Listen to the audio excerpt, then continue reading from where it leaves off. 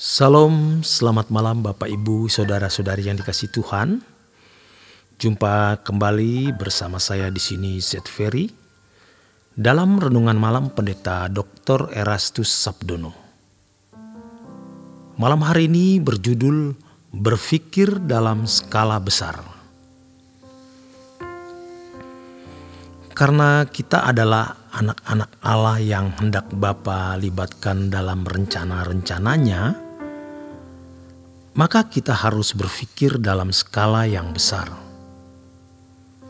Sangat sedikit orang yang berpikir dalam skala besar untuk bisa berjalan dengan Allah dan mengimbangi skala berpikir Allah. Mungkin juga hampir-hampir tidak ditemukan, karena sangat sedikit orang-orang yang seperti ini. Tetapi hendaknya kita dapat menjadi bagian dari yang sedikit itu, untuk bisa berpikir dalam skala yang besar. Oleh sebab itu, coba kita renungkan baik-baik. Apa sebenarnya yang dikehendaki oleh Elohim atau Allah semesta alam yang maha besar, yang sudah ada dari kekal? Dia ada atau eksis bukan karena diciptakan atau diperanakan. Dia sudah ada karena dia ada dari kekal sampai kekal. Allah atau Elohim itu besar, lebih besar dari segala sesuatu, bahkan lebih besar dari jagat raya yang tidak terbatas ini. Tidak bisa kita pikirkan, tidak bisa kita bayangkan kebesaran Allah, kedahsyatan dan kemuliaannya. Allah maha besar. Elohim yang maha besar ini sebenarnya mau apa?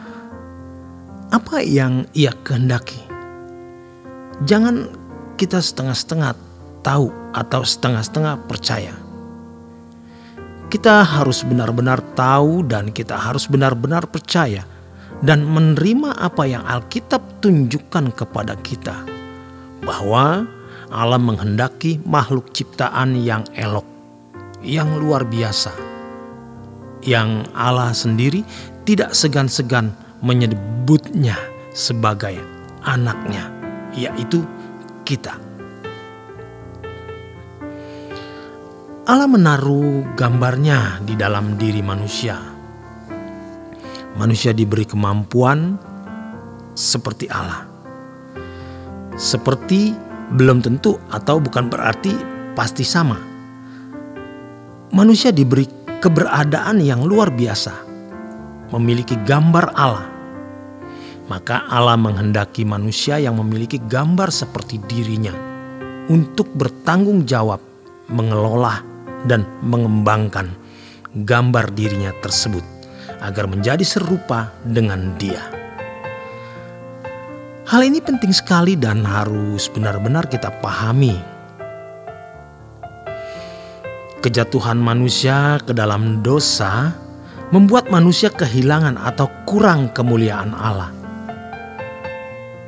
Manusia tidak dapat mencapai keserupaan dengan Allah. Roma 3 ayat 23. Bukan hanya manusia tidak bisa serupa dengan Allah karena kejatuhan manusia pertama tersebut, tetapi manusia juga hidup di bawah bayang-bayang maut, yaitu terpisah dari Bapa selama-lamanya. Itulah sebabnya Allah Bapa mengutus putranya menjadi Adam kedua atau Adam terakhir, agar melalui keselamatan yang diberikan melalui karya pengorbanan putra tunggalnya, yaitu Tuhan Yesus Kristus, kita dapat menjadi manusia yang sesuai dengan apa yang Allah kehendaki atau Allah inginkan, yaitu berkeadaan segambar dan serupa dengan Allah. Yesus adalah model dari manusia yang Allah inginkan. Keselamatan itu dimaksudkan agar manusia dapat berkeadaan serupa dengan Yesus, yang adalah model dari manusia yang Allah inginkan. Dialah manusia yang berkodrat ilahi, sehingga segala sesuatu yang dilakukan selalu sesuai dengan kehendak Bapa. Jadi kalau firman Tuhan mengatakan, hendaklah kamu dalam hidupmu memiliki pikiran dan perasaan Kristus, artinya serupa dengan Dia, itu artinya kita harus memperjuangkan bagaimana kita dapat memiliki keserupaan dengan Yesus, agar kita benar-benar menjadi manusia seperti yang memang Allah inginkan, Allah kehendaki. Sungguh ini hal yang luar biasa dan tidak boleh kita pandang sederhana atau kita anggap remeh. Dimulai dari pengertian kita mengenai hal ini, kita bisa berpikir dalam skala besar. Kalau kita fokus pada kebenaran ini, kita akan mengerti kebenaran ini dan kita akan menerimanya. Maka secara individu kita akan memperjuangkan bagaimana untuk mencapai keadaan diri serupa dengan Yesus. Mari kita berpikir dalam skala besar. Sebab kalau kita benar-benar serius memasuki proses ini, kita pasti akan terbeban terhadap keselamatan orang lain.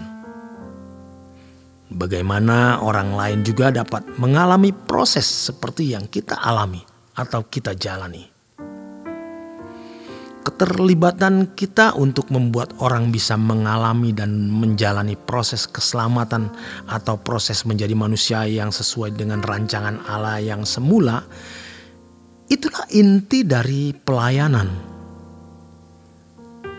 Inti dari pelayanan adalah bagaimana kita membantu, menolong orang untuk mengalami, menjalani proses tersebut.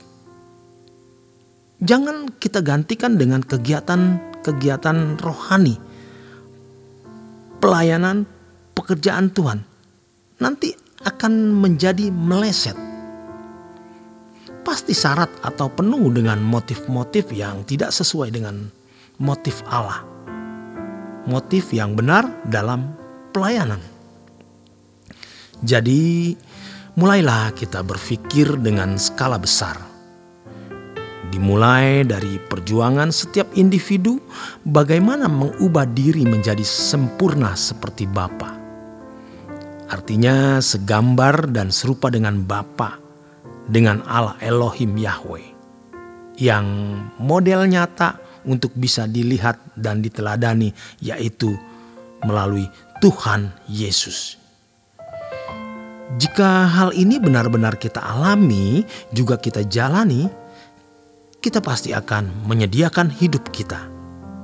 Atau tepatnya tidak bisa tidak. Hidup kita akan menjadi sarana, menjadi alat di dalam tangan Allah untuk menolong orang mengalami proses yang sama. Itulah inti dari pelayanan yang sesungguhnya. Demikian kebenaran firman Tuhan malam hari ini. Selamat berjuang, selamat beristirahat. Tuhan Yesus memberkati.